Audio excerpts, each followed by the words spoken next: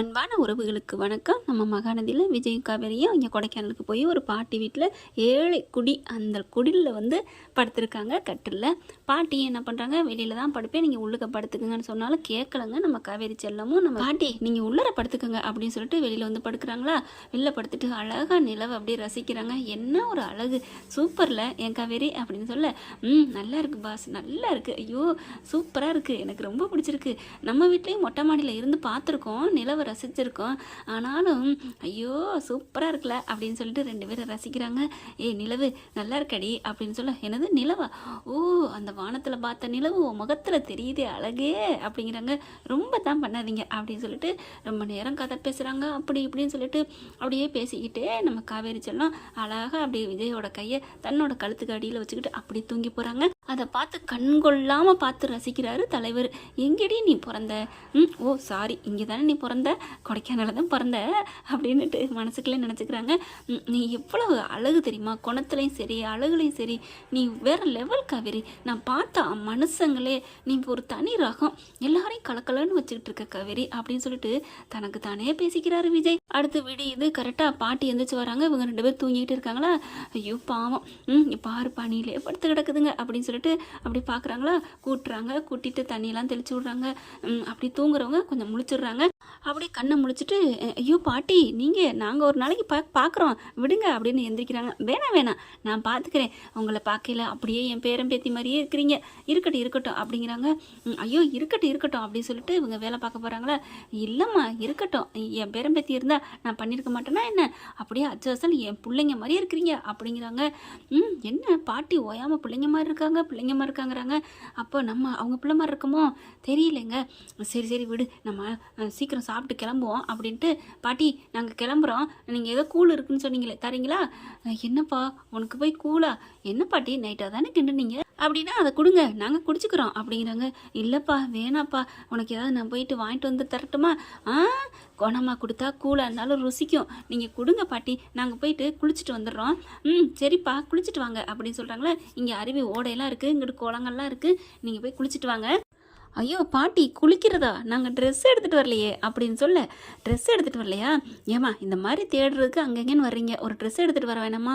ஐயோ நாங்கள் இங்கே தானே இருக்கிறோம், போயிட்டு நைட்டுக்குள்ளே வந்துடலான்னு நினச்சி வந்தோம் பாட்டி அப்படிங்கிறாங்க. சரி இந்தா என்னோடய புடவை தரேன் அப்படின்னு ஒரு கண்டாங்கி புடவை கொடுக்குறாங்க, நூல் புடவை. அப்புறம் ஏன் வீட்டுக்காருக்கு அப்படின்னு கற்பனை பண்ணி பார்க்குறாங்க. விஜய் அப்படியே அழகாக அந்த புடவையை கட்டிக்கிட்டு ப்ளவுஸ் இல்லாமல் பார்த்து கற்பனை பண்ணுறாங்களா. பொங்கல் காவேரியத்தான் அப்படின்னு சொல்ல, ஐயோ அப்படின்னு சிரிக்கிறாங்க காவேரி. ஏய் காவேரி எதுக்கு இப்போ சிரிக்கிற அப்படின்னு சொல்ல, ஒன்றும் இல்லை நான் இல்லை ஏய் சொல்லு என்ன சொல்லு, உங்களை கற்பனை பண்ணி பார்த்தேன்னா புடவையில் அப்படியே அசல் முதல் மரியாதை ராதா மேடம் மாதிரியே இருந்தீங்க. அடி பாவி, என்னை வந்து அப்படி அந்த ரேஞ்சுக்கு கற்பனை பண்ணுறியா. ஆமாங்க பரவாயில்ல, ராதாவுக்கு என்ன மட்டமா என்ன, அழகுலையும் சரி நடிப்புலையும் சரி அப்படின்னு அப்படி கோவமாக முறைக்க, ஐயோ கோவமாக முறைக்கிறாளே அப்படின்னு பார்க்குறாங்க. அதுக்கப்புறம் ஐயோ உன்னை நான் லேடிஸ்ன்னு சொல்கிறேன், அதை விட்டுட்டு சிரிக்கிறீங்களா, பரவாயில்ல இருந்துட்டு போட்டோம், ராதா மேடத்தை பற்றி நீ சொல்லியிருக்கிற, அவங்கள மாட்டுக்கிற எனக்கு பெருமை தான், ஐயோ அழகு அப்படின்னு சொன்னோன்னா கோவம் வருது. வருதா கோவம் வரணும்.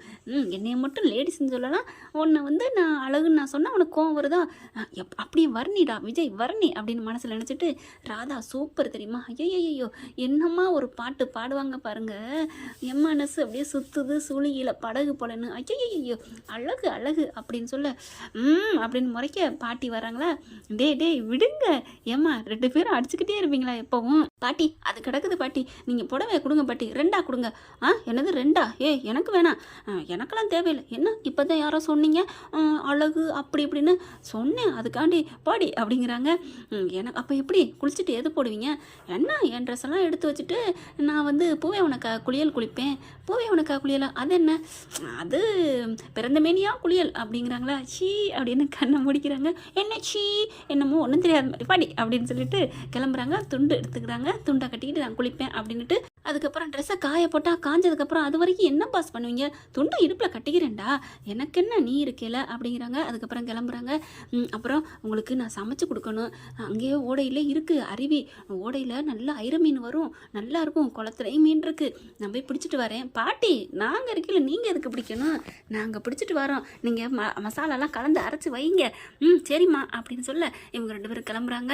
அதுக்கப்புறம் சோப்பு இருக்கணுமே அப்படிங்கிறாங்க. சோப்பெல்லாம் பரவாயில்ல பாட்டி, நாங்கள் நாளைக்கு பார்த்துக்குறோம், நீ வா வா அப்படி சொல்லிட்டு 2 பேரும் கிளம்புறாங்க. 2 பேரும் எவ்வளோ அழகாக ஒத்துமையாக இருக்காங்க, என் மனசே நிறைஞ்சு போச்சு அப்படின்னு பாட்டி நினச்சிக்கிறாங்க.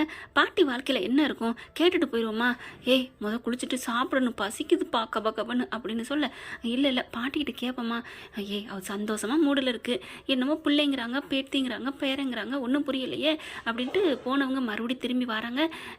பாட்டி அப்படின்னு சொல்ல, என்னப்பா என்ன கண்ணுங்களா, இல்லை பாட்டி நீங்கள் உங்கள் பிள்ளைங்க பேத்தி பேரன் அப்படிலாம் சொல்கிறீங்கல்ல, அவங்க யார் அப்படின்னு கேட்க, யாரா, என் பிள்ளையும் மருமேனும் இந்த வீட்டில் தான் இருந்தாங்க, என்னை தங்கமாக பார்த்துக்கிட்டாரு, மாமியான்னு கூட பார்க்கல, அப்படி அக்கா அக்கான்னு உயிரை விட்டாங்க, அவங்களுக்கு 2 பிள்ளைங்க வேற, மொத்தம் 4 பேர், அவ்வளோ சந்தோஷமாக இருந்தாங்க தெரியுமா, ஆனால் அவங்க வாழ்க்கையை ஆண்டவன் புரட்டி போட்டான். என்ன சொல்கிறீங்க, என் பிள்ளைங்க எல்லாம் 4 பேரும் வண்டியில் போகையில் எப்படி ஓட்டினான்னு தெரில, கவனம் இல்லாமல் ஓட்டினாங்களா, என்ன எதிர்த்தாப்புல வந்து மோதிச்சா, அடிபட்டு 4 பேரும் ஒரே இதில் போயிட்டாங்கப்பா அப்படின்னு அழுகுறாங்க.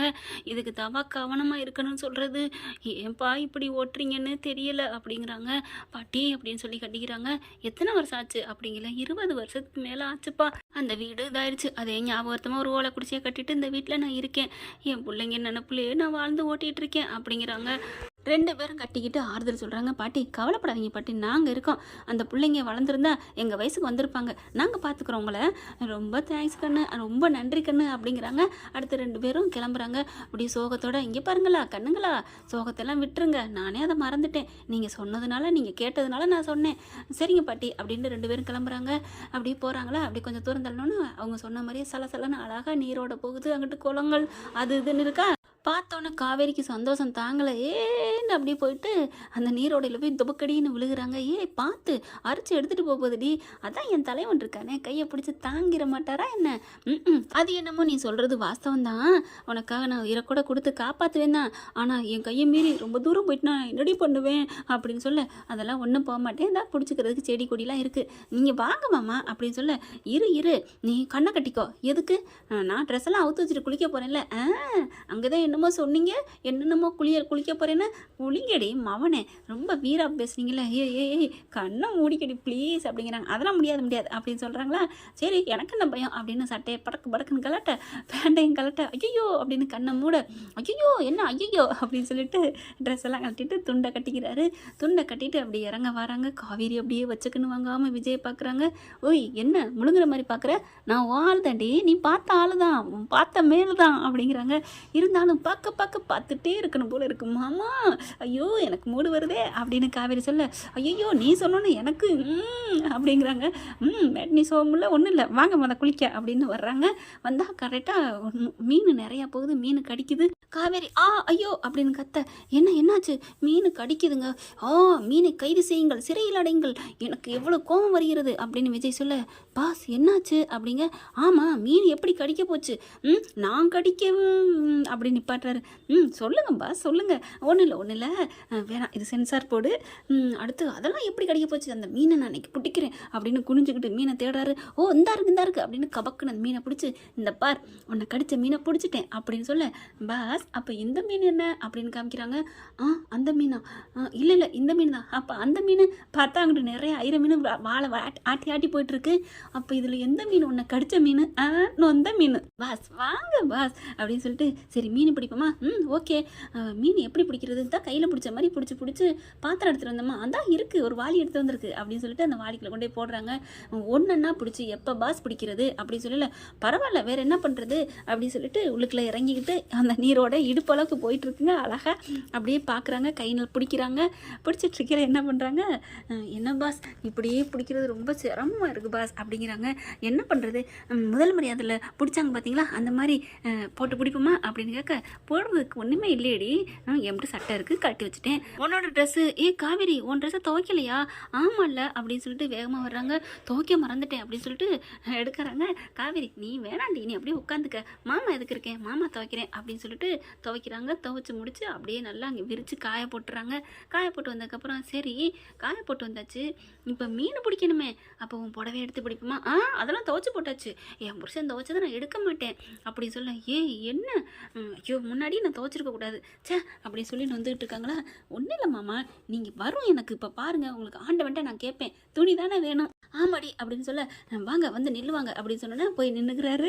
கரெக்டாக என்ன பண்ணுறாங்க, கண்ணை மூடுங்க, கையை நீட்டுங்க, இறைவன்கிட்ட கேளுங்க அப்படின்னு காவேரி சொல்ல, காவேரி சொன்ன கையோட இறைவா எங்களுக்கு ஒரு ஏதாவது துணி கொடு, நாங்கள் மீன் பிடிக்கணும் அப்படின்னு சொல்ல, கரெக்டாக என்ன பண்ணுறாங்க, இடுப்பில் கட்டின துண்டை உரி விட்டுறாங்க காவேரி.